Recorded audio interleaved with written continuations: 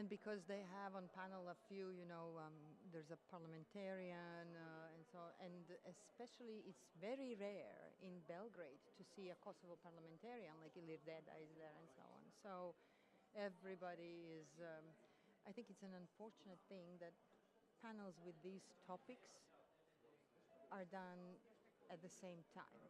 Yes. Because all of the people who are sitting there are also interested in this. And all of us who are sitting here are also interested in this. What is it? Good afternoon. So good afternoon, ladies and gentlemen, and welcome to the panel that is going to discuss the West and Russia relations. We are going to be discussing the political pragmatism and whether political pragmatism is something that is necessarily something that is beyond ideology. My name is Gordana Delić, and my affiliation is with the German Marshall Fund of the United States. I know it's a complicated name. It's an American foundation that has been running a program here in the Balkans called the Balkan Trust for Democracy since 2003. And I've been with them, with the German Marshall Fund since 2004. Prior to that, I was working for Freedom House, Serbia, here in Belgrade. Before I introduce the absolutely great panel that I have, and I hope I'll be up to the task with such great panelists, let me just do a few housekeeping rules. Number one, this is on the record. Basically, this year, what changed with Belgrade Security Forum is that all panels are on the record unless it's explicitly written or said that it's off the record. So this is on the record, so your questions, your names, your affiliations, everything you say will be and may be used afterwards. And second is that we are going to try to provide enough space for the questions to be asked. We have approximately an hour and a half, and we'll try to leave at least 30 minutes, if not more, for your questions. And I hope you will have questions to ask towards in the second half or last third of the panel. Excuse me.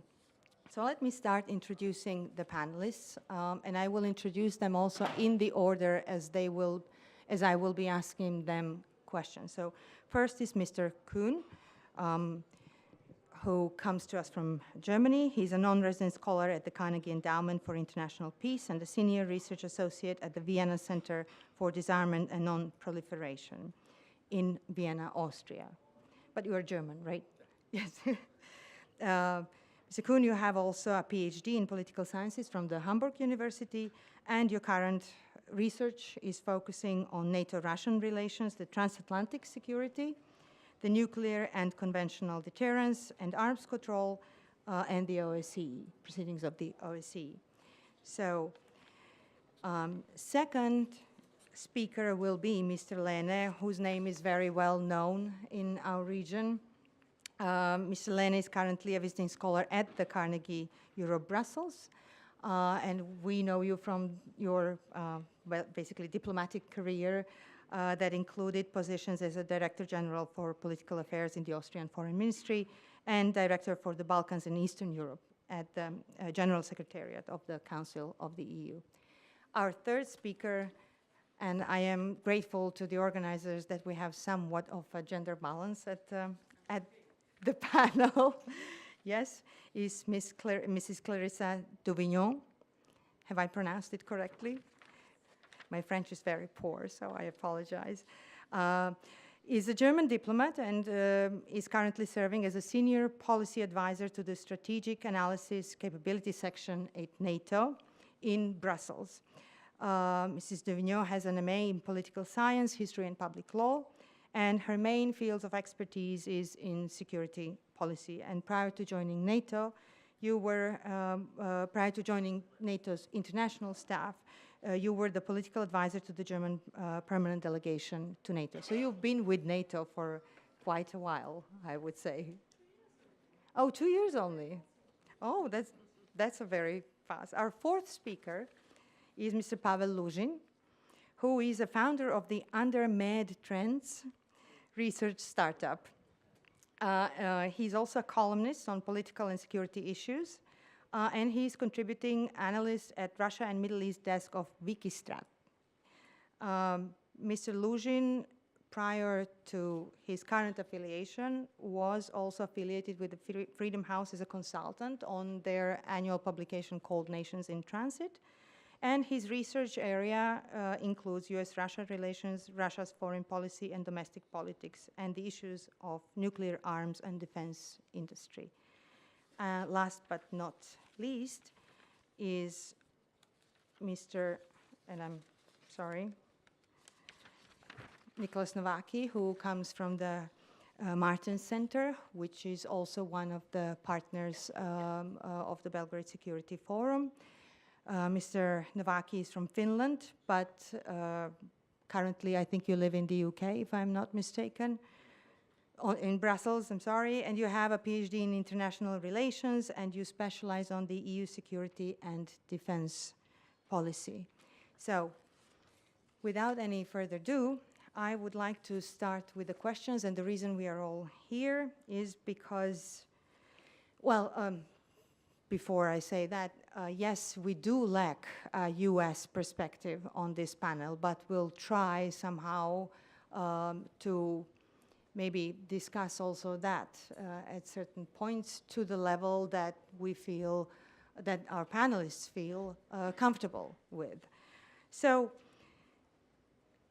maybe we can also choose to focus a little more on Europe, since we do not have a US representative on the panel. So basically, Russia is too big to be ignored, and that is why we are here today. And it's definitely too big to be not taken seriously. It's way too big to be misunderstood and consequently misinterpreted.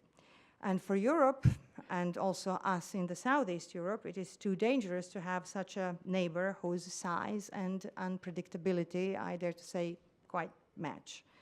The future demands some re-engagement with Russia, and we are today here to discuss how we can possibly achieve that and what are the best ways of achieving that. So I would like to start with Mr. Kühn, and I would like to ask you, Mr. Kühn, is it possible to reconcile the principal liberal approaches with more pragmatism in West-Russia relations? And is Russia interested in changing the paradigm? Well, first of all, thank you, Gordana, and let me also thank the organizers of the Belgrade Security Forum for putting together such an important and timely panel on West-Russia relations and for inviting me to share some thoughts with you. As Gordana pointed out, we were asked to look beyond ideology, and already that leads me to pose some fundamental questions that I think we should consider. First of all, what is ideology as compared to core interests that the West seems to share in its relations vis-à-vis Russia? Obviously, the preservation of peace in wider Europe is a fundamental interest due to our common history. In that regard, the principle that borders shall not be changed by the use of force has been guiding relations since the end of World War II, and particularly even more so since the dawning of the nuclear age. Therefore, Russia's illegal annexation of Crimea and its violating Ukrainian territorial integrity is fundamentally at odds with core Western interests. Interests that we in the West thought of as sharing with Moscow.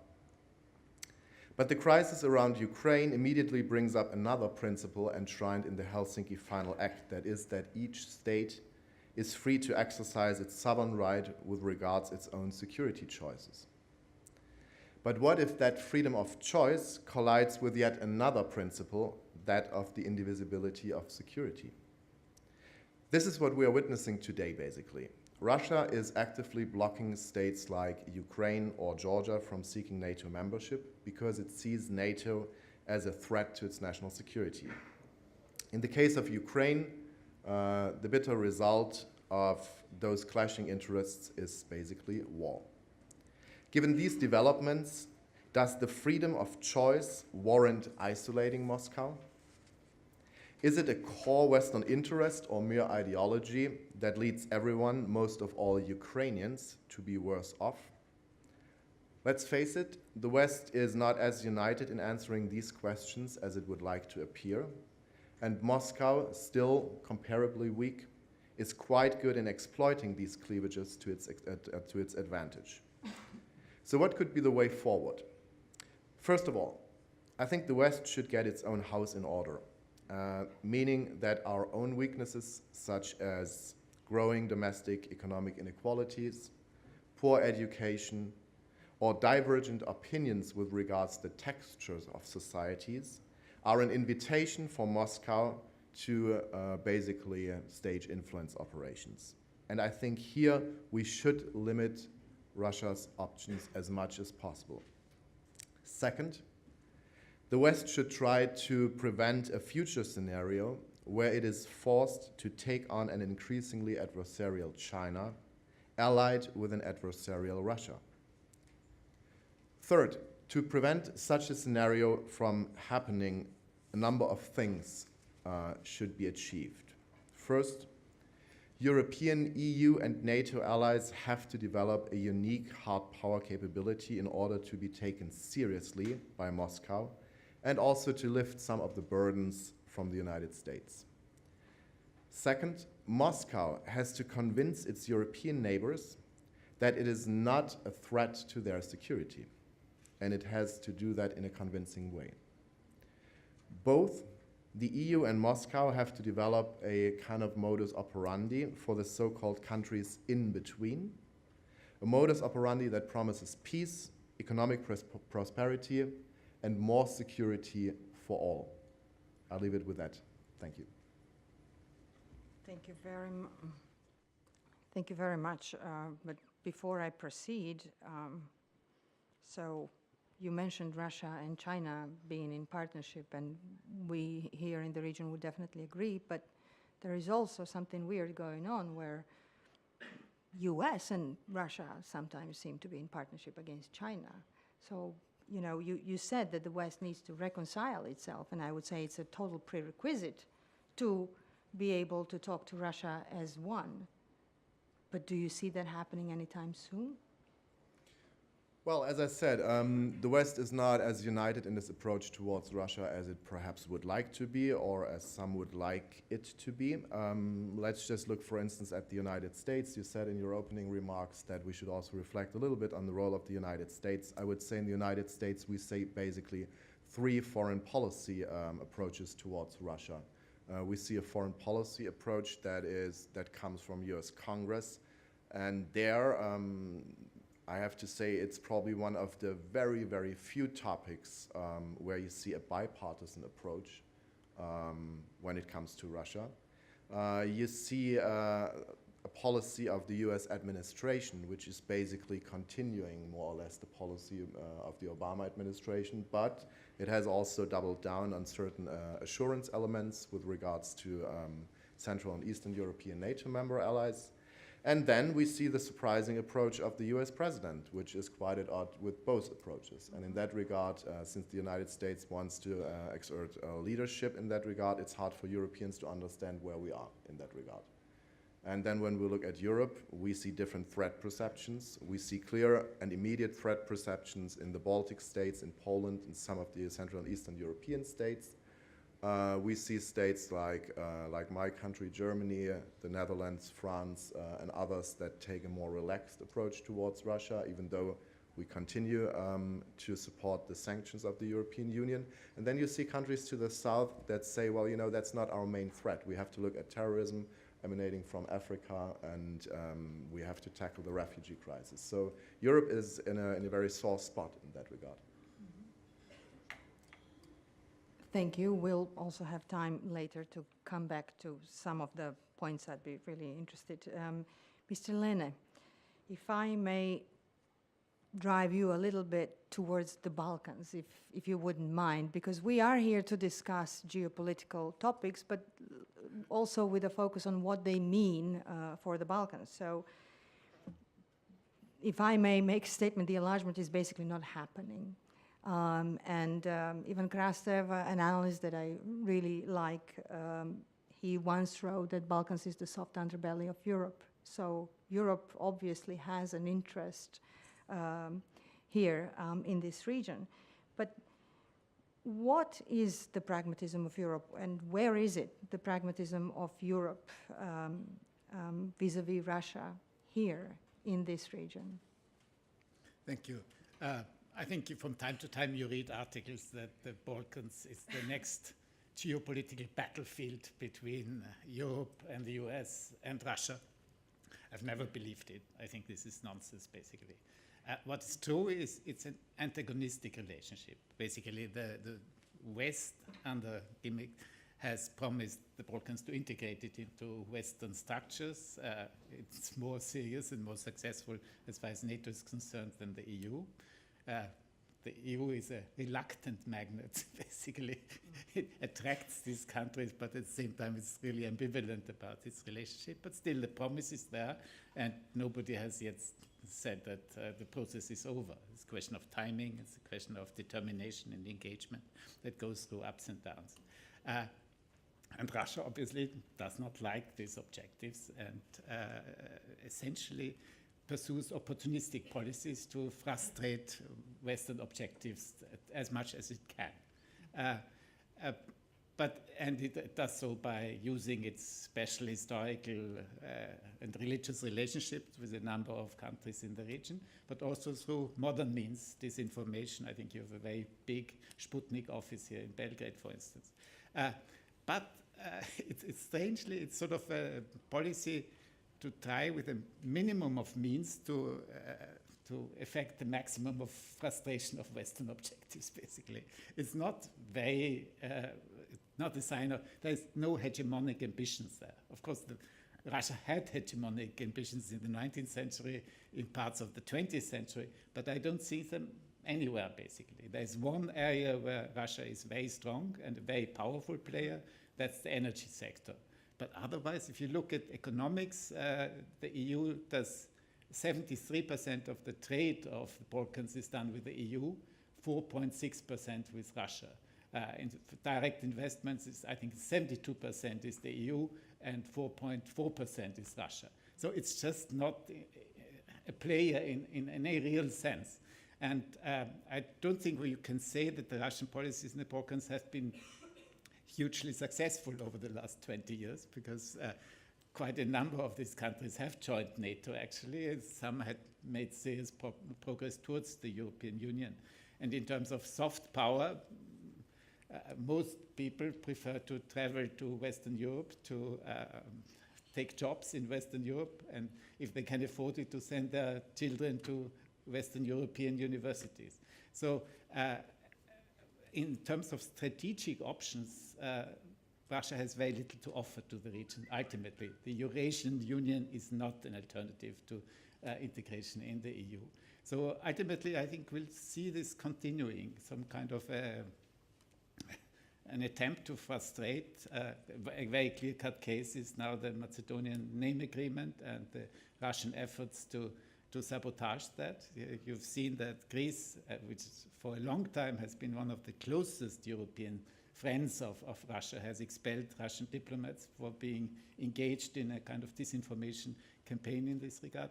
So I think we'll see more of this, sort of trying to be a nuisance, trying to harm Western interests, but not the ambition, neither the means, nor the will really to take over in this region. I think these ambitions are long gone. Thank you. But I've got to ask you, in addition to, I personally agree with you that Europe, basically for this region, does not have an alternative, and especially not in Russia. But given that this enlargement seems to be, going away, how much longer do you think this enthusiasm for Europe still can last? I mean, we heard the two presidents in the morning, and wasn't very cheerful, if I may put it that way. I think that lies also in the personality of the two presidents. They're not the most cheerful people. I think altogether, I would say I'm much more worried about EU inaction than Russian action. I think the EU lack of engagement, I think, is a much bigger problem for the region than anything that Russia might do or might not do. But I don't think enlargement is dead. I think if you look, these countries are in an enclave of the EU. They have nowhere else to turn. They're already half there. Most of their trade is with the EU. They have visa-free travel. They're oriented towards this region. They might be hugely frustrated and angry at times, but ultimately still this is the direction they must go. And the EU doesn't have much of an alternative either, because it has, if it does not reach more progress, it will import a lot of trouble from the region in terms of migration, illegal trafficking, etc. So it needs to remain engaged. It's so much invested already. It's spending 1 billion a year in this region in terms of economic assistance. So on both sides, there is no real alternative. Tina, there is no alternative. The question is, how can the EU sort of mobilize the kind of resources and the attention in an overall rather difficult period of its existence to finish the business in a positive way? And that's questionable, and it's not, there will be setbacks, but I think in terms of the overall orientation, I think Ivan Krastev is wrong if he writes it off. I think it's still there, the perspective, and you will still see progress in this direction. Thank you. In that regard, I have to share a little joke that I heard this morning, and that said that the Balkans is a Volga's flat tire of Europe. So, anyway. Exactly. So, I would like to ask Mrs. Duvigneau that you spoke about the enlargement, but the Balkan countries, and we're still a little bit remaining in the Balkans. The thing is that pragmatically the Balkan countries have, due to the lack of the EU perspective, replaced the EU enlargement process with the NATO enlargement process. This is very simplistic, but it's a popular, basically, line these days in the region. So, given the fact that the US policies for the Balkan has been enlargement as well, and basically EU's foreign policy has been enlargement for this region and its future, this choice seems very logical and pragmatic. And this choice has been a huge problem for Russia.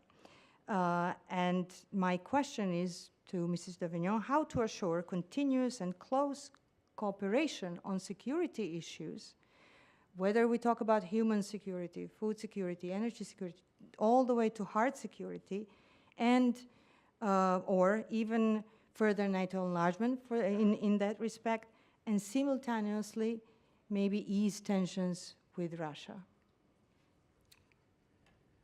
Being here, I feel I don't know enough about the Balkans, and I was quite impressed by the panel yesterday about the Balkans 2025. Just turn on your microphone. Where? There's a red button on. No, there is no button. You have to move closer. I just move it closer, okay. I was quite impressed by the level of frustration I sensed in the panel yesterday about the Balkans 2025 and about the lack of kind of rapprochement with the European Union. But I would definitely warn about trying to replace EU enlargement by NATO accession. I was reminded of something I did almost 20 years ago. I was a desk officer in the NATO division, and the State Secretary had asked us to write a paper on the comparison of NATO and EU enlargement, and we almost failed. It was so difficult to write this. It was really a battle between two general directorates in our foreign ministry. Because it was so different, and it still is, you know. Of course, EU is about the acquis, and this is a very complex matter. It's all-encompassing. It goes very deep into your countries. But NATO is not as easy as it seems to be. Of course, NATO has this Article 10, where it's stated that every country that basically supports the values of the principles of this treaty and that can contribute to security in Europe can be invited to join. But this still means that there are criteria with regard to democracy, with regard to how how you deal with your military, and there are criteria regarding a good neighborhood, friendly relations, and so on. So basically what NATO expects is the same EU does: do your homework before. So you have to do your homework, so you can't just replace it. And the summit in July in Brussels reconfirmed this open door policy, but had various messages to countries who want to accede and who have to continue to work on that. And even for countries who don't want to accede NATO, like Serbia, where we are, cooperation is the best way to continue. And I've heard that the Secretary General of NATO was basically in this hotel kind of 10 days ago, because there was a big exercise together with 38 other countries, civil military exercise in order to help learn how to cooperate better in emergencies, and basically to prepare Serbia to better cooperate with NATO and other countries, for example, in UN missions. So that's the way to go, that's cooperation, and that's definitely something that can work for everyone in the region. So everyone has a PFP program where you see what do we need, how can we progress, how can we better work together. With regard to NATO accession, of course, I have to say it's against no one. So if you mention Russia and the problems Russia might have with the accession of further countries to NATO, I think we have to ask the question to Russians, because what we are doing, we are trying to have more security in Europe. We are trying to have more stability against that new normal that is in the header of this conference. We are trying to have more freedom and liberty here and not bring further instability. So if Russia has a problem with countries acceding to NATO, and I would definitely question what Mr. Lehne just said, and I took it down here, no hegemonic ambition. I see it when Russia complains about countries that used to be in the Warsaw Pact or used to be in that bloc. But that's nostalgia, that's not hegemonic. Yeah, no, but it's a way of trying to assert a position that they don't have anymore. So what we try to establish is a society, and we thought we did that with Helsinki and Paris and so on, where every country is allowed to join the alliance or the organizations they want to join. And so this freedom, Russia has to accept that. And basically, in the 90s, we were totally optimistic that this would work out. And we did the NATO-Russia Founding Act. We founded the Nato-Russia Council, and NATO and Russia did work together in Afghanistan, work together on counter-piracy and counter-terrorism and so on. So it was not NATO's fault that now we don't have our normal relations. And NATO is very interested in re-establishing better links with Russia. And you're right, it's too big to ignore. We have to somehow cooperate with Russia too. And we want all the other countries to cooperate with Russia on important questions. But we have to see a clear red line, and that means telling others what to do. I totally agree with you, but Russia refuses basically to acknowledge that everyone upon their free will should be able to do what they want. And basically the NATO-Russia Founding Act ceased to exist in practice a long time ago. That's at least my personal impression. Not really. So we still have meetings of the NATO-Russia Council. And of course, the topics usually are Ukraine first, because obviously we insist on that. But for example, we talk about Afghanistan too, and we talk about basically exercises on both sides in order to avoid misunderstandings and to inform each other before that. So we try to stay in touch, and what we offer Russia is dialogue. Of course, this is now coupled with a stronger defense. So we had to kind of make a total detour in 2014 and go back to classic defense, deterrence, and so on. And we are basically forced to invest in our military again, what we thought we wouldn't have to do for a long time, because we have an adversary again in Europe, a country that ignores the rules we all adhere to. So that's what we have to do. So, but as I said, with regard to Russia, if they don't accept this, I'm sorry, we can't compromise on that. Every country has the right to choose their own alliance, and that's it. And then they have to deliver, of course, so it will take a while. It might take a long while to get to NATO, to get to the European Union, but they are allowed to want that. I have just one more question before I go any further, but I've got to ask you this, and please feel free to turn me down if you cannot answer the question. But how does NATO feel about the 2 warships that were bought by Egypt from France with all the Russian technology? And in addition to that, they bought even 4 helicopters that match those ships. I mean, one is guarding Suez from one side, from the Red Sea, and the other one is floating in the Mediterranean. And we all know what is the relationship between Egypt and Russia. You could have mentioned even cases nearer to us here. NATO is about interoperability. So whatever we buy, it's kind of discussed in the circle of people who do armaments in all our countries. And it's about having certain capabilities that you want to reach, and then you discuss how you do that. And so within NATO, you know, this means that everything you buy is kind of discussed in Brussels, you know, and but you can't have a veto on what others buy. You know, they just have to reach their capabilities. Armament is a really difficult thing to do because obviously with the technological means nowadays, you know, when you buy something that has to be interoperable with other parts of your alliance, then you don't want the technology to be able to read out knowledge that is in the other parts. But I can't really answer that question, how does NATO see that? We are trying to convince, of course, all our allies and partners to stay interoperable with us, because you have to cut off at a certain point in time. If you buy something that would have spyware on it also, you can't cooperate with NATO on that technical level, which would be a shame. Thank you. Thank you very much. And we'll go to Mr. Pavel Luzin. So, with this lack of the EU's interest for the Balkan region, and that has created this huge vacuum that exerts too much pressure on the countries in the Balkans.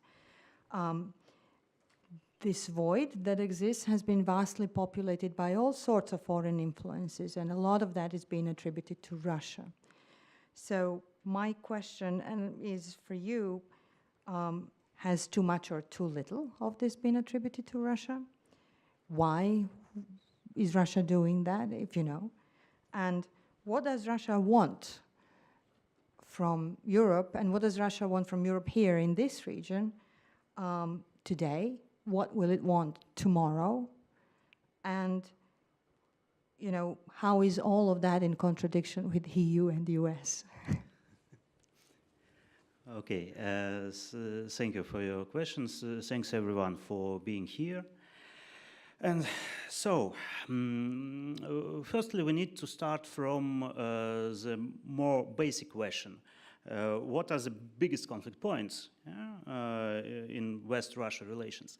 And of course, there is a number of such points, from Ukraine and Syria till INF Treaty, for instance, and so on. But the biggest conflict point is a contradiction between the nature of Russia's political elite, between the nature of Russian political system on the one side, and the efforts of Russia's political elite to be a part of the Western political establishment. Simply speaking, Russia wants to be a superpower, but it is not able to adapt itself for modern world. And this contradiction is not a matter of political will. This contradiction is a matter of political and, in some issues, physical survival of Russia's political elite.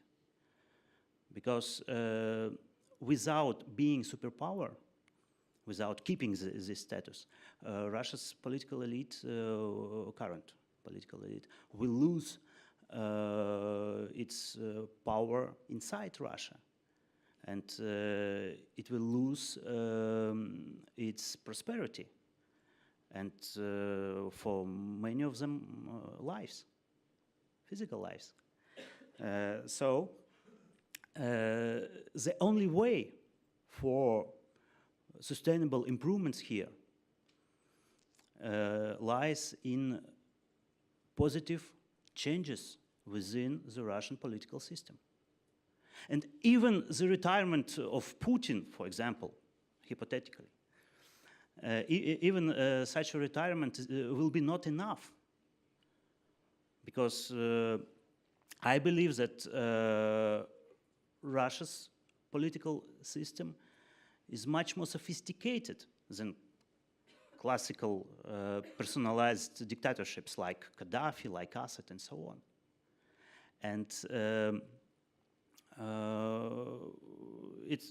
it's a good prospect to change something inside Russia, to change many things, to create good institutions.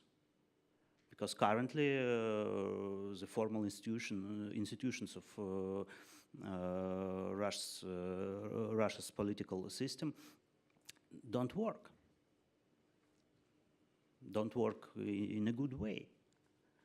And if we, as Russian citizens, will be able to change the system, so we will see the improvements in Russia-West relations, in Russia-American relations, in Russia-Europe relations, and so on. But of course, we have another prospect, higher level of self-isolation. Because, you know, DPRK, for example, can present us some opportunities to survive. And in history, we saw some examples of self-isolation that continued for centuries. For example, Japan since 17th till 19th century. For example, China since 17th till the end of 19th century. So we see a challenge. And what about the Balkans? Russia doesn't care about Balkans' prosperity. Russia doesn't offer some positive modernization model for Balkans. Russia just tries to be a troublemaker for Europe. The logic is simple. Okay, guys, you need more prosper Balkans, you need them for more security in Europe, and so on and so on. Okay, we will not allow you to do this. Because we are not able to adapt for this globalized world. We are not able to be a part of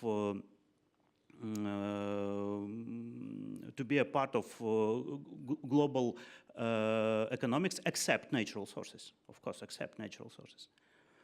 So that's why we will try to destroy such integrity. Russia tries to destroy European integrity. Russia tries to destroy transatlantic integrity.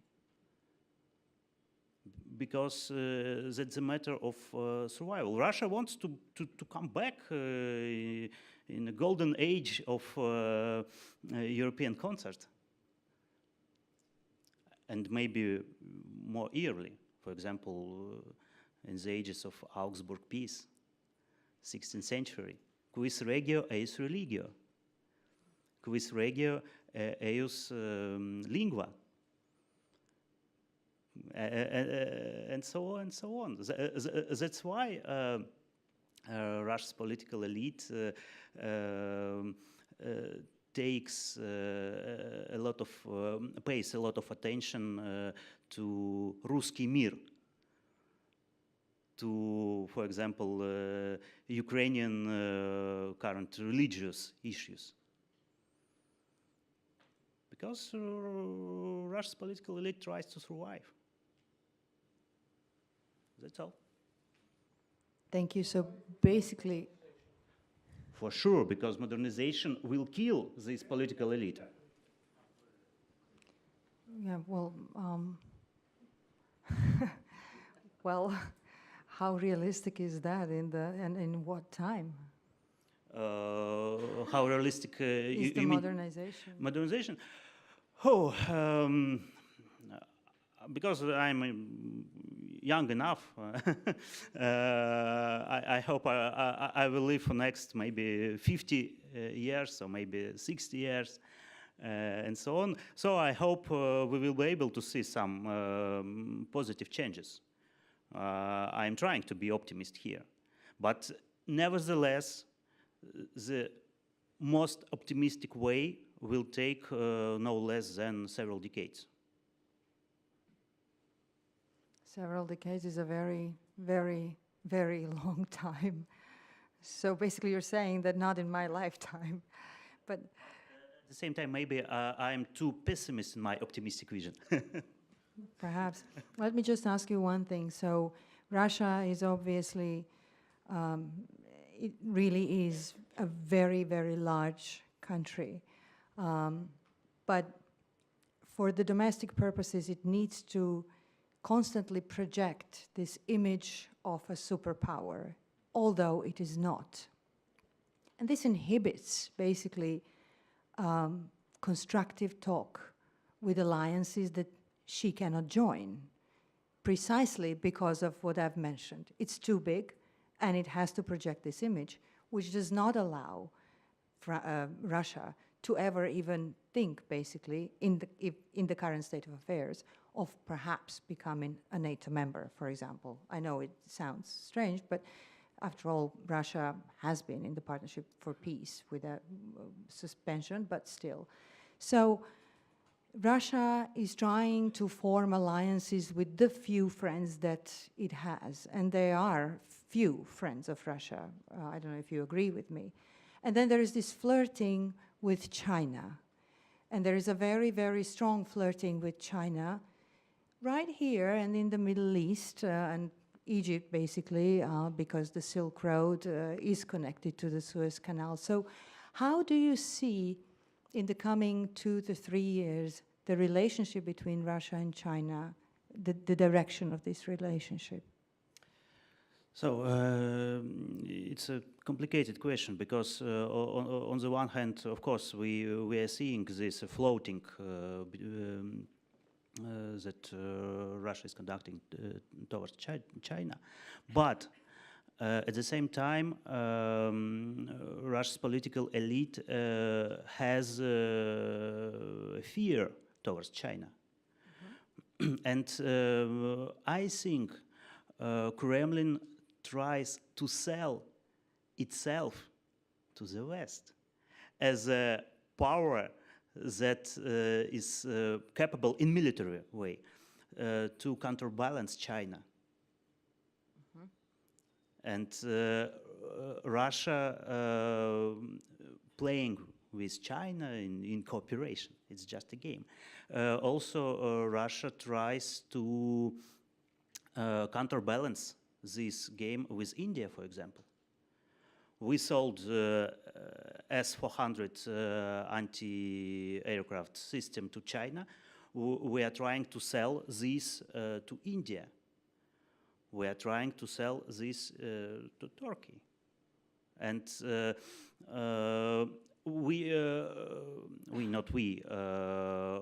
Kremlin cooperates with China in oil issues through Rosneft, oil company. But at the same time, Kremlin tries to engage Indian companies into Siberia. It also tries to engage Japanese companies and South Korean companies. And to create such balances of power in the Russian Far East regions. It's not so simple game. It's sophisticated enough. And maybe it is clever enough in face of Russia's weakness. Because if you have only 6 million Russians on the east side of Baikal, from Baikal to Chukotka, 6 million Russians. So, and you have a deficit of financial sources and a deficit of technologies. So, what should we do? Try to cooperate with everyone, with Japan, with South Korea, with China, with India, and with other states. And that's why Russia tried to take a peace agreement with Japan, unsuccessfully currently. But we'll see. Thank you very much. And we have our last but not least speaker, Mr. Nováky, who, as I mentioned earlier, is Finnish. And I really would like, it's, I think, very useful for us here to learn something about pragmatism in practice, if I may call it that way, because the perceptions that Finland somehow sits in the middle between Russia and the West, those perceptions have often been misguided. Finland has always supported the sanctions against Russia after the annexation of Crimea, even though it has had, that has had a very significant impact on Finnish economy. So I'd be curious if you could share with us, how has Finland managed, and it seems very pragmatically, this relationship and somewhat difficult relationship with Russia, especially given the history. And as we know, Finland is militarily neutral, but it has managed not to be politically neutral. And I think, especially for where we sit, this could be a very useful lesson learned. Thank you. Thank you very much. And let me first start by saying it's a pleasure to be here. And I would like to thank the organizers and also the audience who has come here today. Finland and pragmatism vis-a-vis Russia, very interesting questions. I think at first we have to kind of unpack a little bit what we mean by pragmatism, in this specific context. And I think kind of what you're kind of getting at is trying to handle your relations with Russia in accordance with your national interest and somewhat kind of in isolation with the broader kind of turbulence that is taking place in the relationship between Russia and the West. Well, for us, for Finland, some degree of pragmatism in the relation with Russia is a necessity, because they are the giant bear in the east and we are the small hare in the west, with somewhat problematic relations with the bear over the past century. But I would say, to kind of explain the pragmatism, I would like to kind of mention two principles that both past and present Finnish presidents have often mentioned. The first is a phrase that former President Juho Kusti Paasikivi, during the Cold War, often said, and this is a saying that he attributed to Stalin and then kind of took as his own. And this is that goes, we can't help our geography, basically. And what this means is that whether we like it or not, sometimes we don't like it, that Russia is our neighbor, and that then means that kind of that is a reality that will always kind of shape and affect Finland's international relations, regardless of how much we would not want things, turbulence in Crimea and the cyber attacks and other issues to affect our relationship with Russia. And then that means that it's important for us as a small country to kind of try to have ensure our own security, perhaps by trying to have at least open channels of communication to the Kremlin. You correctly mentioned that we've participated fully in the EU sanctions on Russia, and that's the Finnish government and President Mr. Sauli Niinistö fully backs that. But as you might know, if you follow Finnish policy and the travels of Mr. Sauli Niinistö, he's had several meetings with Mr. Putin, for example. So he kind of tries to make sure that our voices and our concerns are also heard. The second principle is what Mr. Niinistö often also repeats, and this is, he says that it's an old Russian saying, and that is, a Cossack will take anything that isn't nailed down properly. And what that means, and what he means by that is that if your own house isn't in order, like if you're a state that isn't resilient, like if you're a state that isn't strong internally, then you are very much subject to pressure and influence from Moscow. So then in practical policy terms, I mean, what Finland has tried to kind of do is to kind of nail itself down properly into the West, and especially in the EU, like since the end of the Cold War. We joined the European Union in 1995. Fully support the development of the EU's common security and defense policy, and also the so-called mutual assistance clause in the Treaty of European Union, Article 42.7, which is a little bit similar to NATO's Article 5, but obviously like nothing as credible as that. But given that we are not NATO members, our president likes to often bring it up that we need to ensure that this EU defense clause is also credible, and there should be, for example, some sort of exercises organized in the context of the European Union that would then allow member states to provide and receive assistance from its partners. And then also we've tried to kind of deepen our relations towards the United States and NATO as far as possible. We were part of the Partnership for Peace and the Enhanced Cooperation Programs, and according to some pundits and experts, I mean, we're within NATO without actually like being in NATO. So I mean, it's the cooperation is as close as it possibly can at the moment without us actually applying for membership. And then the last question about like us kind of how Finland has managed to kind of stay militarily neutral without being, but not politically neutral. I think it's not as simple as that anymore. Like I would almost like dispute the claim that Finland is even militarily neutral anymore. And the reason for that is that, well, officially, like what the government documents say, that Finland is a country that is not member of any military alliance. Like that's the official wording. But in terms of military neutrality, like Finland is fully kind of committed and obliged by, for example, the EU, Article 42.7 in the Treaty of European Union. And we cooperate extremely closely with both NATO and the United States. We took part in the recent exercise in Norway, together with Sweden, which is also not a NATO member. Frequently participate in NATO operations and exercises, and signed various cooperation agreements with the United States.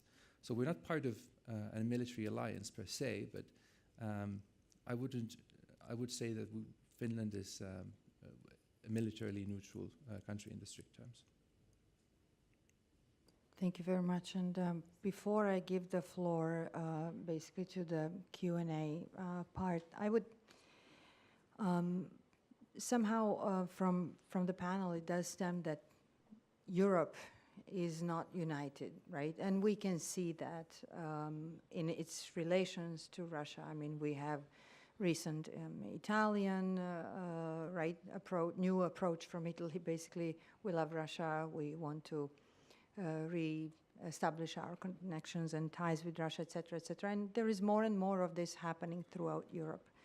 So, and forgive me if I'm putting you on the spot and if you don't feel comfortable addressing this question, but in this year there were two things, two events, or I don't even know how to call them, but first was the poisoning in UK, and second was the potential killing in Saudi Arabia embassy in Turkey. And I would say I was a little bit surprised even that I saw more of a reaction in the second, with the second event than with the first, but also with neither, I would see a unified approach to something that is really bad. And I would say that these different approaches and different reactions stem from the pragmatic relations, well, pragmatism in terms of we have this business with Russia and we will not react as strongly to the case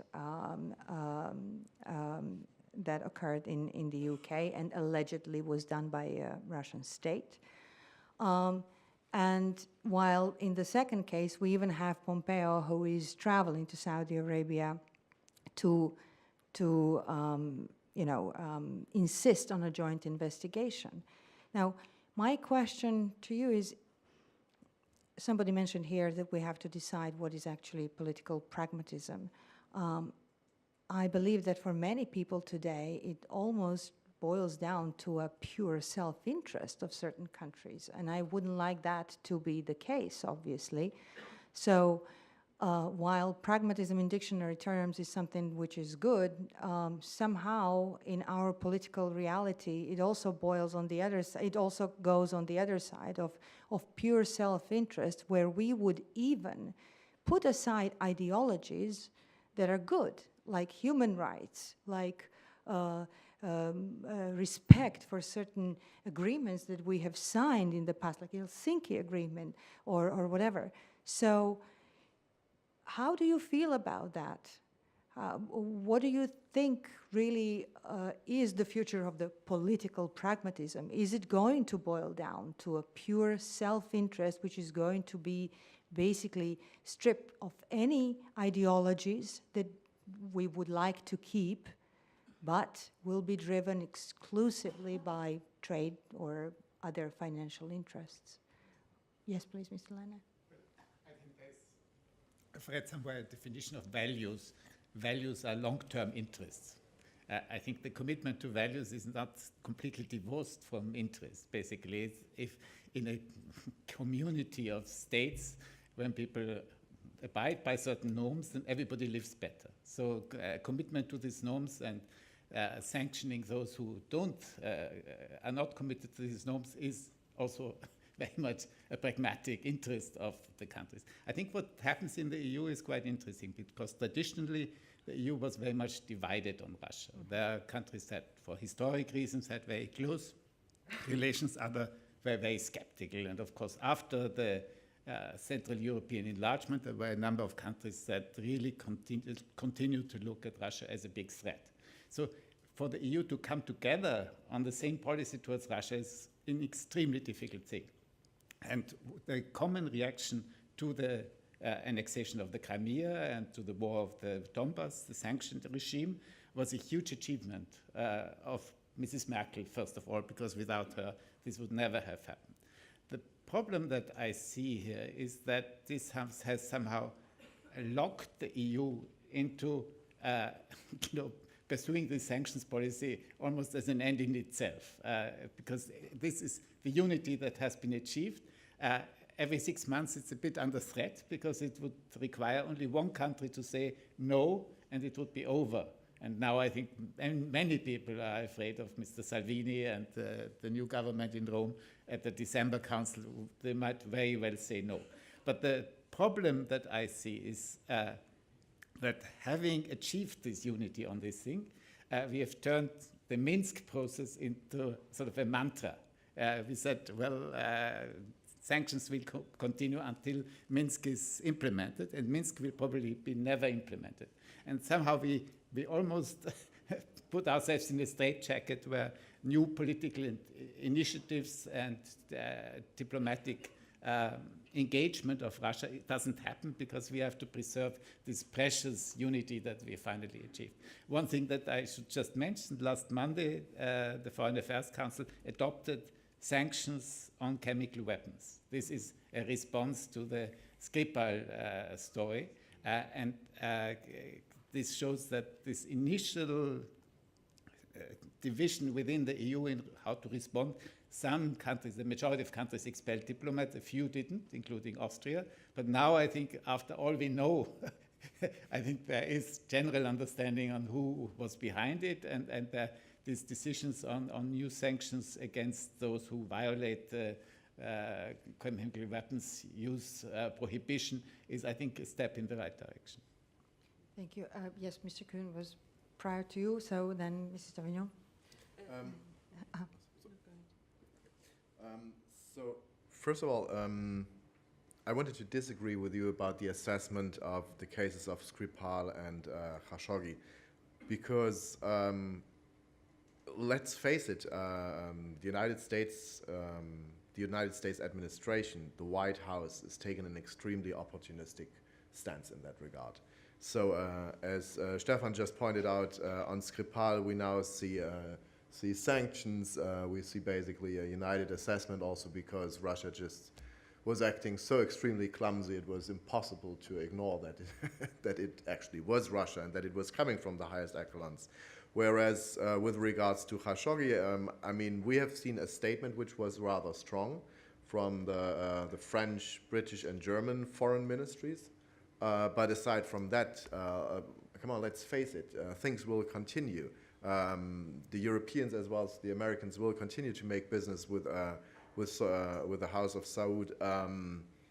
The so-called Davos in the desert, yes, this year certain parties and players will not attend. Next year they'll be there again. So, so I think we should face that states are opportunistic players. Some are more, some are less. I think we should also acknowledge that we do apply double standards in international relations. The portrayal of NATO as an alliance of values, come on, seriously, look at Turkey. Look at the decline of the rule of law in Hungary. Look at what's going on in Poland in that regard when you look at the judicial system.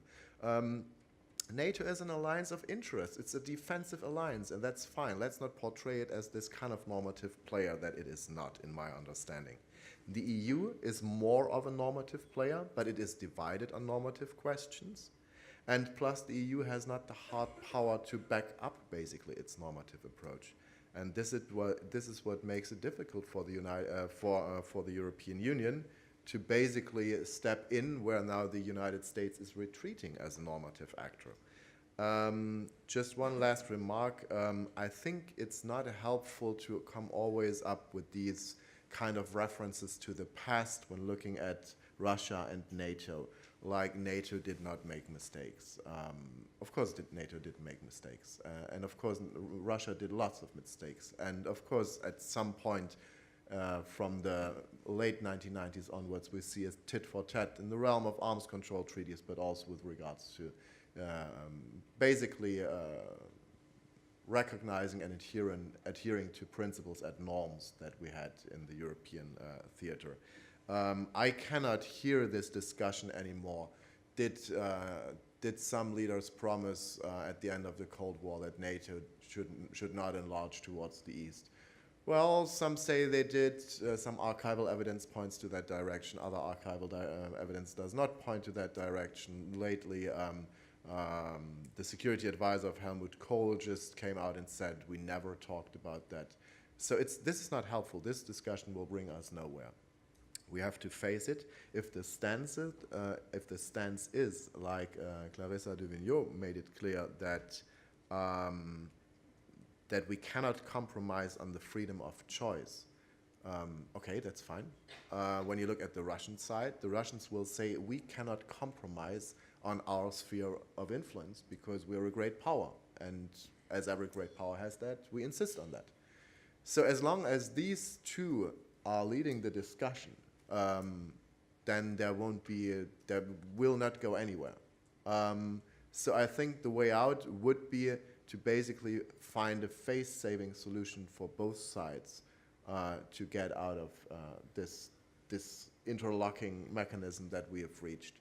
And in that regard, I hope that we will see some positive change in the Russian political system, as Pavel pointed out. I'm not so sure about it, to be honest. But perhaps it's helpful to recognize some realities. One reality, for instance, is NATO enlargement has reached its end. Period. After Macedonia. After Macedonia, yes, it's gone. There is no chance that Moldova will become a NATO member. There is right now no chance for Ukraine, for Georgia. There is no chance for Belarus, because simply Russia has the stronger cards there. And do we want to have another war in Moldova? What happens if we see some kind of peaceful revolution in Belarus? So in that regard, yeah, it has reached an end. So why not acknowledge that? Let's not make a big treaty. What the Russians always wanted, they will never get that. But at least inherently acknowledge that by them. But I know you're going to challenge me on that. Please go ahead. Yes, basically I had raised my hand because I wanted to put some doubt on what you had said about Skripal and the response to. I thought it was a rather strong response, and I think Russia was quite surprised by the way we acted, you know, sending diplomats home and so on, because we did present a quite united front, which is something, because, as I said, we are no bloc. And within the European Union and within NATO, and that is great, there are members who have different views, and who will discuss this. And we stand to that. We say, yes, we need discussions often, and we have various interests and so on, we discuss them. But with regard to Skripal, I think our response was quite unified and impressive.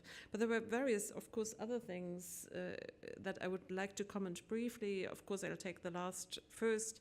We can't scratch, you know, Article 10 from the Washington Treaty.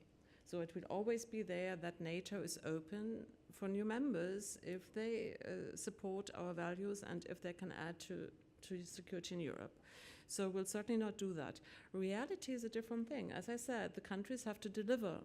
And sometimes this might be extremely difficult because they are in a hot or cold conflict. And then, of course, NATO will do whatever it can in order to help and to stabilize. But it can't take a conflict inside NATO that would immediately bring out Article 5. We wouldn't do that. So this is reality. But on the other hand, we have to insist on this rule that we are open for other countries. We'll always continue this policy and will not kind of give Russia the right to have a zone of influence. But I wanted to respond to something you said about the need to reform in Russia. And I think that makes a lot of sense. Of course, we would love Russia to be more stable, more economically powerful, and more powerful in many regards, because it would help so much with foreign policy if Russia was a wonderful state with economic progress and not only relying on selling oil and gas and so on. And I think many Russians know that Europeans are better partners for economic reform than China will ever be. We are so much nicer, you know.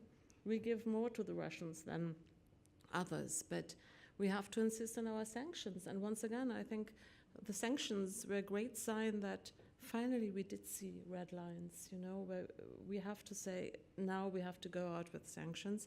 But we would love to be in touch and have more, you know, economic contact with Russia if Russia delivers, and not only on things like Minsk, but also on internal rules like, you know, security of investment and so on. Because we are interested in a stable, wealthy Russia, because this would help all of us. So we are certainly not an enemy to Russia. We are interested in a wealthy Russia, as I said.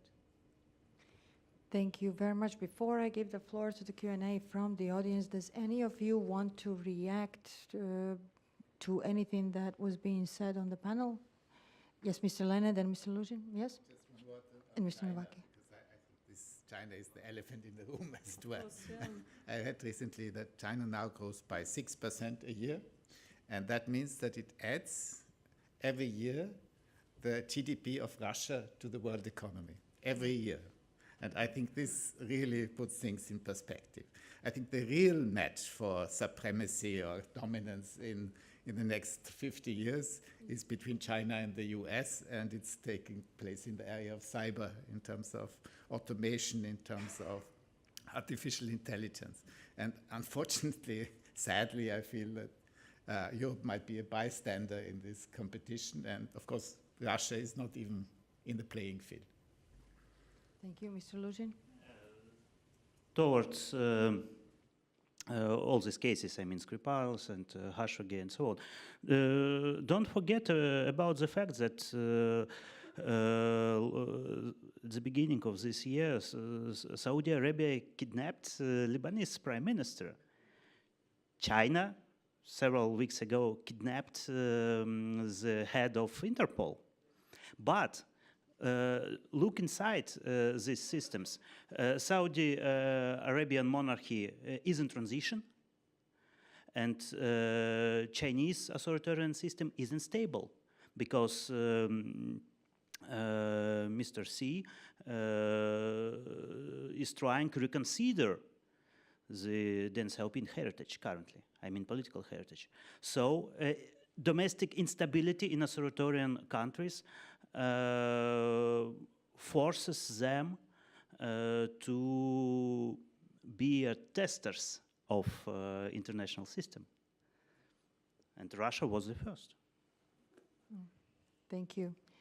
Right, so it's really time for me to give the floor to the questions. Okay, so many hands at the time. Have you maybe seen who's the first one? No? No. So forgive me that I'm going to start with a woman, so...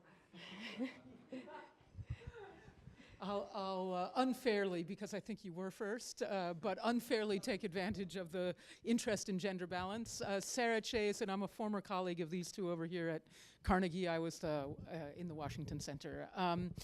What you're describing here, let me give a sort of analogy and then ask you folks to comment. I don't know how many times I've heard, golly, this terrorist group or that terrorist group, they're desperate now. They can't, control any territory. They're reduced to just doing these asymmetric attacks, blowing up a bomb in Kabul or in, northern Nigeria or something like that. What you seem to be describing is a very, very effective use of asymmetric warfare, where a weaker opponent is actually able to make the stronger other party to disrupt it very significantly. And what I find, as an American too, has been maybe a little bit underemphasized on this panel is all of the ways that Russia has been disrupting the very foundations of the let's say Atlantic plus democratic system via massive soft power influence on the US election, massive similar influence on elections in Europe, the export of kleptocratic practices. Let's look at Schroeder, let's look at Blair and things like that, getting involved in what's effectively a kleptocratic network, which you were describing, Mr. Luzin, who's, in a way, I mean, you said the system, but it's that these people's lives and futures and potentially their lives depend on a certain... So I just would love to hear you all reflect on how effective, not just on the hard power capture of territory or assassination of individuals, but pretty significant and effective disruption of what it means to have a democratic system. Thank you. Shall we collect maybe a few questions and then go? Okay, so because you were prior, so. Thank you. Please state your name and your affiliation. My name is Adam. I'm a student of the third year of the Faculty of Security Studies, University of Belgrade. And I have a question for anybody that feels he can answer for the whole panel. So in the beginning of the panel, it was said that Russia is too big to not be understood, to be misunderstood, to be ignored. But my question is more of, is it too big to fail? Because Russia is hitting far greater than its size should allow. Their economy is not big enough to make the impact they're doing, but with great use of subversive action and asymmetrical warfare, they are making an impact bigger than they actually should. So how long can they do that? Russia has this huge problem, structural problem, long-term ones, such as demographic issues. So is there any future, long-term future for Russia being an actual regional or even a world player?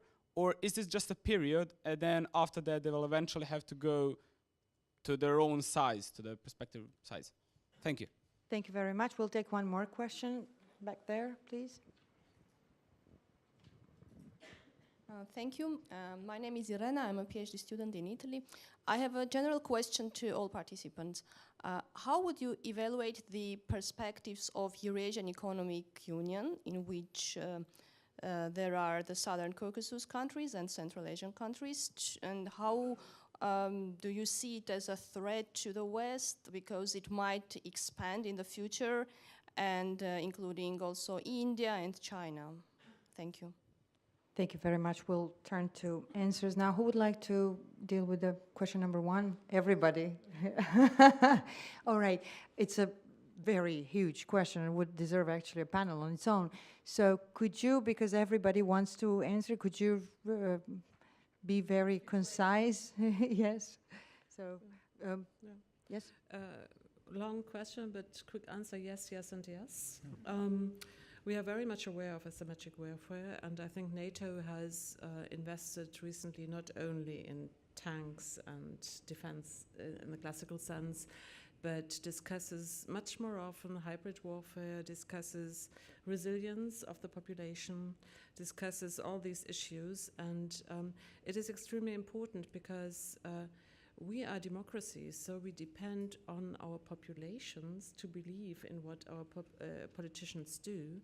And the kind of hybrid warfare that is going on by influencing via social media, by fake stories, whatever, by influencing elections, is extremely serious because it leads to people thinking, poor Russians, you know, this kind of thing. I was recently confronted with a doctor, and I said I was from Brussels. He said, oh, EU, and I said, no, dark side of town, NATO. And he said, I'm not against NATO, but they are encircling Russia. And this is the effect of this kind of hybrid, asymmetric thing of influencing people's thinking.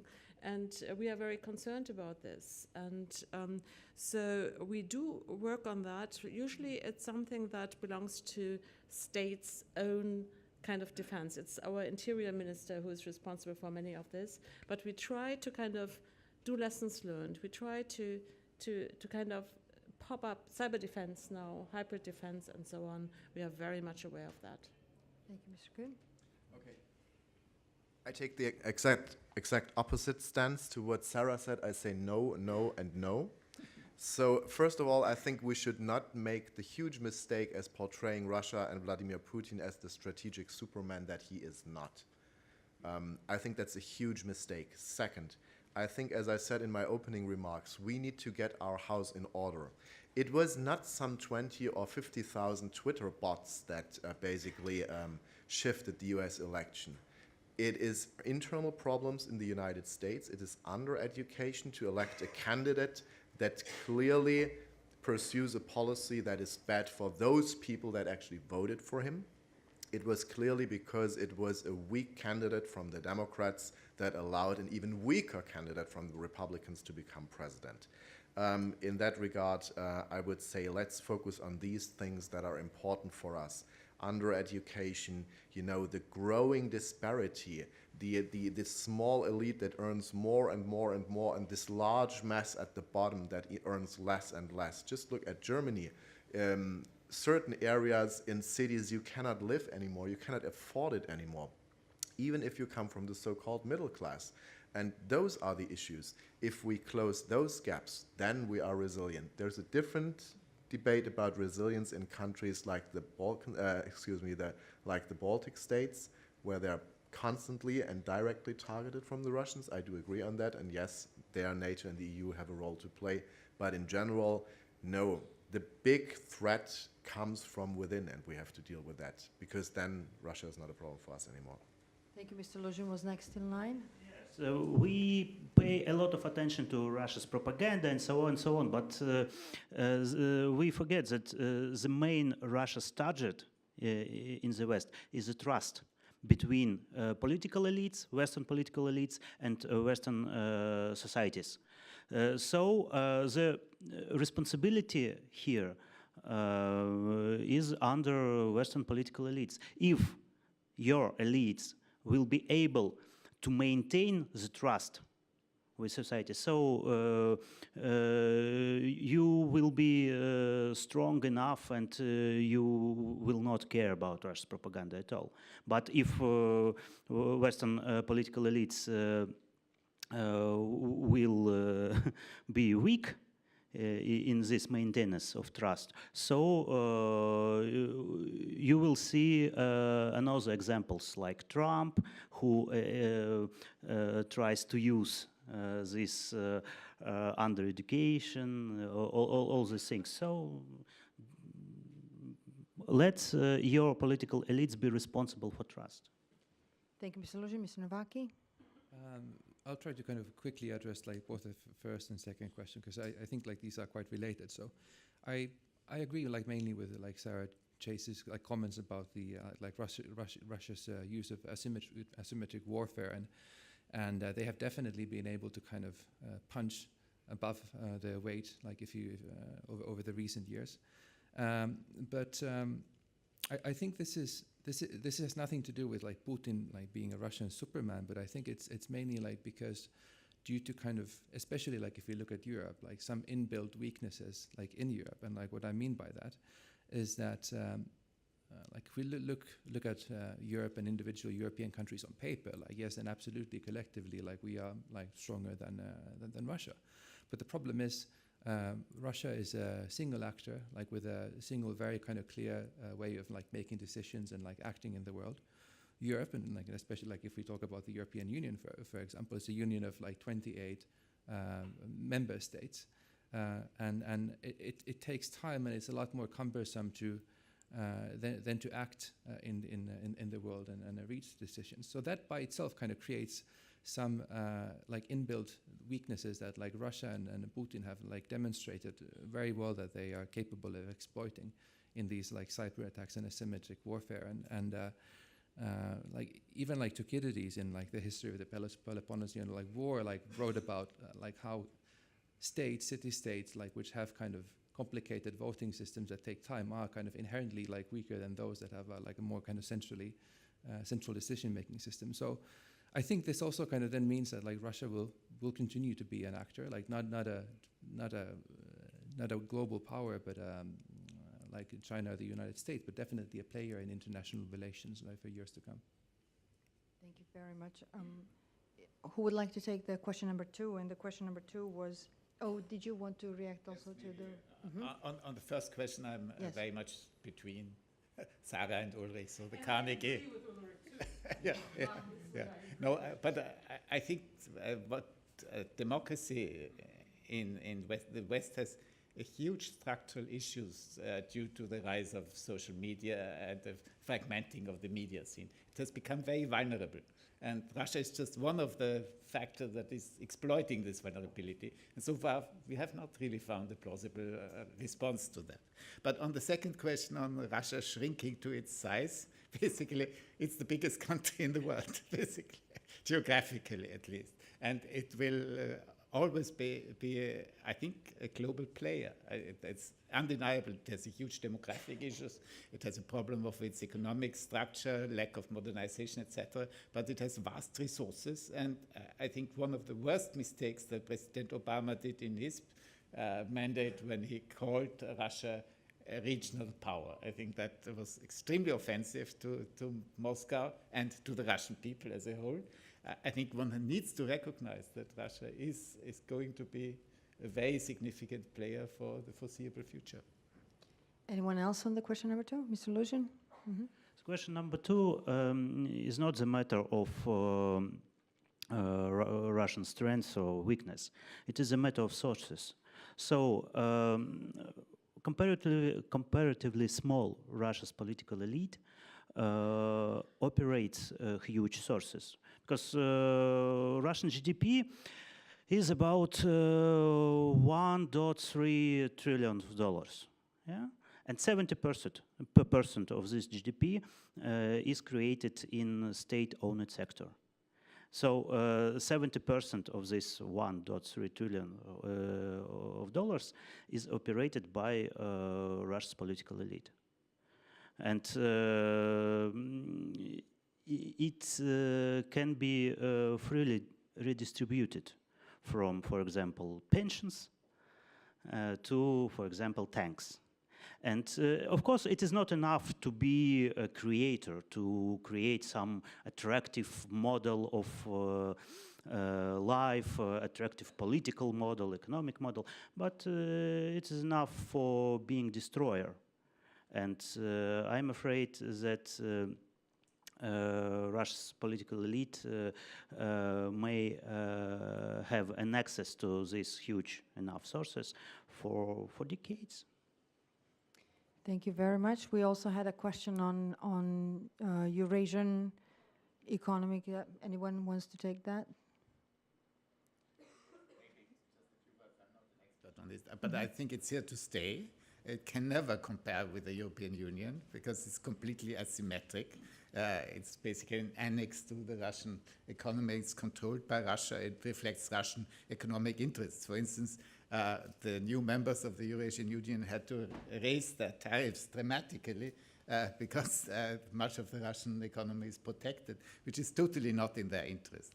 But at the same time, I think it has sort of consolidated. It's not going to go away. And at one point, I think it would make sense for the European Union to establish some kind of a dialogue with it. This has not happened so far, but in the longer term, I think it will be quite interesting. Yes. One more person who isn't knowledgeable really about it, but the question I would ask is, of course, China, because what I'm interested in is how will that go politically, because for the time being, Russia helps these countries by basically providing security and so on in a certain sense, but China has very clearly stated it wants these countries for its BRI initiatives, so they come with all their investment proposals. We all know how these might end, but of course countries are very tempted by this. And I see it rather as a political question and a question of influence and how Russia, and we talked about Russia and China cooperating in the overall sense. Of course, Russia is much weaker than China is. So will they accept China in that region as the new strong player and still help to make it work, basically? Or will there be a conflict between Russia and China, perhaps, in that region? That is, from my point of view, a very interesting question. Mr. Kühn, did you want to say No, the two covered already was said. Thank you. We are ready for one more round of questions. Marco, is that okay? On the Yeah, left, thank you. to the very left. Yes, please. Mikhailo Samus, Ukraine Center for Army Conversion Disarmament Studies. I just want to touch the question about modernization of Russia, and I cannot be agree with words of Ms. Duvigneau that if Russia will be strong economically, it will be better for all of us. Talking as a military expert from Ukraine, I would say that it means that it will be more tanks on Donbass, it will be more missiles, cruise missiles and submarines, frigate and corvettes in Black Sea and Baltic Sea, and it will be more even aircraft carriers in Mediterranean and Atlantic Pacific Ocean. So I would say that talking about the system of existing in Russia, it's not really a democracy or even close, talking about democracy. I'm sure I understand what you're talking about, because in Ukraine, our former President Yanukovych tried to copy this system, and Ukraine had rejected it, because it's very close to kind of criminal system when the one man in the center controlling everything. And now the system existing in Russia, it's kind of this. So it's nothing, for example, like regions in Russia, they controlling by a Kremlin directly, and no chances for people living in Russian regions to influence on any economical process. So if Russia will get more money, this money, two choices, two options. withdrawing from Russia to some offshores, like a flow of money from Russia, like dozens of billions every month, or converted it to tanks and cruise missiles. So my question is, what do you think about modernization? Should maybe we should talking about the modernization inside, and what kind of model you could propose for this modernization to avoid the more military threats from Russia? Thank you. Next question, please be a bit briefer, if I may kindly ask. Sorry. Thank you. Okay, so I was wondering, how entrenched is anti-Westernism in Russia? Is this paradigm strong enough to obstruct a strategic realignment in global alliances? Let's say Russia's relationship with China goes south and deteriorates. What conditions would be necessary for a reconciliation between Europe and Russia in a manner similar to Sino-American normalization in the Nixon era? And I'm sorry, introduce yourself. Oh, sorry, I'm Adam Zivo from the NATO Association of Canada. Hi. Hi, yeah, it's nice to meet you finally. We've changed emails, yeah. We know each other from emails. Yes, and one more question. Is anybody from that side of the room maybe who would like to ask a question? Sergeant strategically ran away because he knew I would call him. Would you like to? Yes, please. We need a mic here. Hello, Terry. Marko Savkovic from Belgrade Security Forum. My question is for Mr. Luzin, and it's a difficult question. How does Russia function in everyday life? Because this is something that, honestly, we have no clue about. I mean, I once asked Mr. Edward Lucas, who is, of course, super critical on Russia, on how does he see the effect of sanctions. Isn't middle class affected, shrinking? And middle class should be ideally the source of this positive change that you're talking about. I mean, it has to come from somewhere, so my guess would be middle class. That's my question. Thank you. Thank you. And this was the last round of questions because we are a bit over time. I apologize. Who would like to go first? Mr. Luzin? Yeah, yes? Okay, sorry. And with what question are you? This question and the question from a Ukrainian colleague. All these questions are very philosophical, but I will try to be brief. Towards Russia's modernization, we see a kind of experiment in Ukraine. If Ukraine will successful in reforms, in changing the system, so we will have a chance. If Ukraine will still to be unsuccessful in reforms, we will not have any chance, because your society is smaller. You have the similar system, political, economic system. So even if Ukraine, we see 4 years of troubles in many aspects. So what do we wait from Russia? Decades of troubles, yeah? Towards Russia's everyday life. You know, Russia's political system has a kind of insurance. The insurance is Russia's political culture. Because of our 20th century. Just imagine, Russian citizen, every Russian citizen, me for example, have a choice to try to struggle with the system, to break my head over the concrete wall of Kremlin, or to move 1 meter from this wall and to be in a gray economic sector.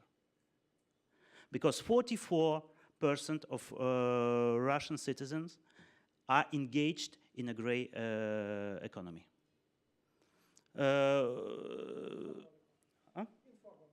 Informal economy, without taxes, even without formal entities. So that allows Kremlin to survive too, because we all remember that our grandfathers were in Gulag, for example. They were killed. It's a matter of political culture. I don't mean my personal way of thinking. Yeah? And if you have an opportunity to not to deal with the system, to be as independent as possible in your private life, so you will stay in this gray economy. Even 3% of Russian school teachers work unofficially.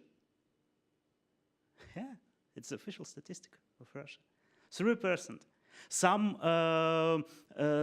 Some public officers in a level of local governance work unofficially, with the salaries in pockets, without any official contract, and so on and so on. That's the system. Thank you very much. It's an anti-system. Is anyone else interested to respond to any of the three questions asked? Yes, Mrs. Duvigneau? One brief remark with regard to how entrenched is anti-Westernism in Russia. I don't know how entrenched it is, but I feel most of the Russians love Putin. Correct me if I'm wrong. Don't they only follow him? I have an impression that he has a strong following. And I have the impression that most Russians want to believe in a certain greatness of your country. And so if you feed that, you know, in the current environment, that ends up of being, you know, presenting a different model with regard to the West and so on. Is that right or wrong? What do you think? Towards Russians who love Putin, this is completely wrong. Because Russians don't love Putin. Russians are afraid of the future because we are a very demoralized society. And when guys from pool services come to Russians and ask, "Do you love Putin?" Okay, don't touch me, man. I love Putin. But when you say I love Putin, you should do something. But we see Russians don't want to go to elections because your political love should be represented in your political action. But Russians demonstrate very well what they really want. The main problem here is not the polls. The main problem here is the Russian fear towards future, because towards Russia's self-confidence. We don't trust ourselves. Of course, we don't trust Putin. We don't love him. But the problem is our society, our political culture, and our history, especially of 20th century, that should be revised. It should be reconsidered, because we still didn't do this work. We still didn't create a post-Soviet historical narrative. For example, Polish society did this work. They create an alternative historical narrative, and now they are successful enough, except the problems with their peace party. Yeah? Thank you very much, Mr. Luzin. Actually, I think some time ago, a female author whose name I successfully have forgotten wrote, and I think it was published in the National Interest, wrote precisely an analysis on the love for Putin by the population, and pretty much along the lines that Russians just simply do not feel comfortable saying what they really feel. Mr. Lehne, you also said that you wanted to react to, and Mr. Nováky, you wanted to react just to one of the question about anti-Westernism that was asked by the Canadian member of the audience. I think it's a very good question, but I just very briefly, I don't think there's anything kind of inbuilt or like necessarily permanent about like the current anti-Westernism in Russia. I mean, I think it's purely a policy that the Kremlin uses to kind of rally the like certain elements of the masses and kind of distract them from like some of the bigger issues at home. And sometimes they do a poor job, like even with that. I mean, as we saw with the plans to reform the pension systems that like created protest. But it's good to remember that, I mean, even Putin himself in the early 2000s, I mean, spoke openly about the possibility or speculated about the possibility of Russia even joining the European Union or NATO itself. So, I mean, I don't think there's anything permanent about that. So it's a pure policy instrument. Thank you. Mr. Lehne? I was thinking a little bit of whether a richer Russia would be good for the West. And I'm on two minds about this. On the one hand, I think Clarissa made this point, it reflects a traditional paradigm that I don't think is true anymore, that a wealthier country automatically also becomes more democratic. I think we've learned from the example of China, you can get a lot wealthier and more authoritarian, and the wealth is not necessarily channeling the society into the direction that we would like to see. But there is this other argument that the Putin regime was based on two pillars. One was the improvement of living standards, which he delivered in the initial period, certainly, but also on the antagonism with the West, basically, as a rallying point for nationalist patriotic feelings. And of course, we got into trouble with the first pillar because of the economic crisis, sanctions, etc. And that naturally leads to more reliance on this other element of controlled confrontation with the West. So from that point of view, if the oil price goes up to $100 and the Russian economy generally is doing much better and pensions can be paid without difficulties, it might lead to a certain readiness of the government to entertain a somewhat less tense relationship with Western Europe and the United States. So I think both elements are there. Thank you very much. And any more reaction? Yes? Just one last about the anti-Western, what the colleague from Canada asked. Yes, I would basically agree with the assessment of my Finnish colleague.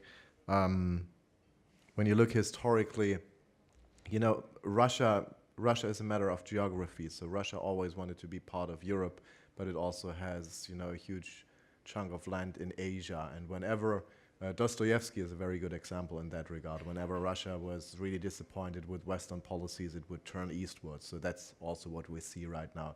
What I'm actually more worried about is that this anti-Western sentiment in Russia is now around since quite a while, and quite soon we will have a first generation of young Russians that were raised in this environment, and that is something that makes me worry more about the future. And this is something where I think all international organizations as well as national governments in the West should get back to investing more money in youth exchange programs, because as I just saw, learned in Berlin the last time I was there, and I talked to some Russians on the street, and they were like, we don't see these marauding gangs of refugees. Where are they actually? And I said, yeah, well, look, that's the propaganda that you learn. So here's the reality. So in that regard, I think I'm a bit concerned about that more in the long run. So you were in Greece for the meeting of the political schools, where you heard those questions? No. Ah, okay, because that question is really going around from Russian people when they are joining conferences. So in Greece, when there were the political schools meeting and a conference, this was this very same question. Well, right, we have really run out of time. I would have loved to ask you more, but please join me in applauding our excellent panel. I thank you so much. It was a great conversation.